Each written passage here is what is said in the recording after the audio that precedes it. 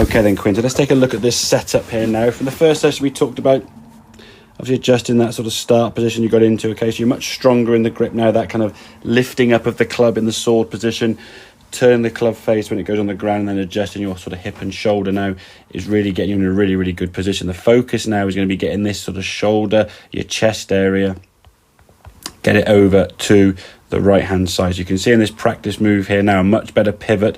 We can see this trail hip now creating space from that red line, and this here would be kind of an ideal kind of back swing. Now the idea around this is to get the sensation that your top half is moving a little bit more over to that right side, while your hips now rotate behind you, creating some space. Obviously we saw from the previous lesson you did the week, your hips were moving this way, and that meant your top half now would tilt, and that would then give you the sort of over the top, over the longer swing that you were trying to shrink. So working on this sort of movement now with the chest, getting that sensation, that right shoulder, left shoulder, your left shoulder is getting behind the ball there, or your right shoulder is certainly getting behind your head. Now there's a massive shoulder turn there, so even though this swing looks a bit shorter in terms of the length compared to what you're used to, you're still making a very powerful movement, still creating a lot of energy and power in this movement. So this movement here now is going to be the practice you're going to be doing, as I say, literally at home, away from the golf ball completely, just getting some sensations of the movement you're going to try and make. Okay,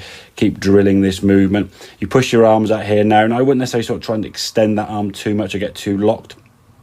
I mean, where you are there now is okay.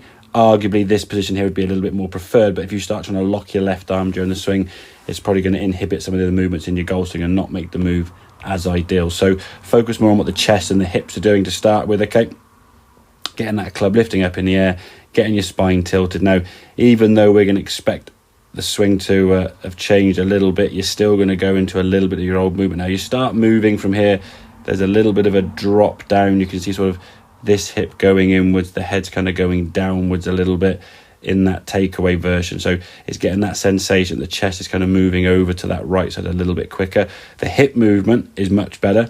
This here would be okay. Obviously you're just used to just going so much further than normal anyway, so when you're turning better, the club is still going to get a little bit of a collapse here. Okay, but forgetting where the arm structure is here now, the hip movement so much better, the shoulder movement is improved. It's going to take a bit more kind of getting used to, I guess. And then from that better movement here now, because the club face is now straighter with that grip, we can start getting the hands now, we can see more on top of the golf ball.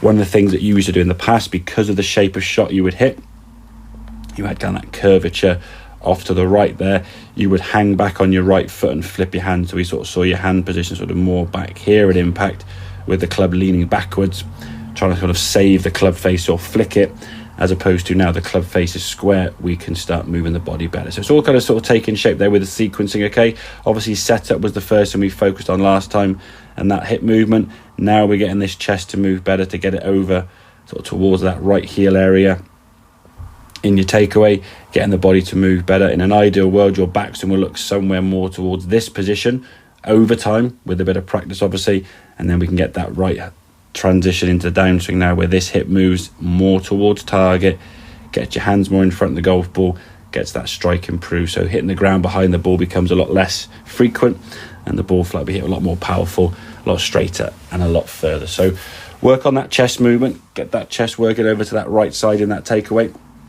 I'm sure you'll find in time that overswing will start becoming less and less and less, to a point where we want to get it to, just to increase your consistency and ball striking. So I hope that makes sense. Any questions, obviously give me a shout, and I'll see you again soon. Cheers, Quinn.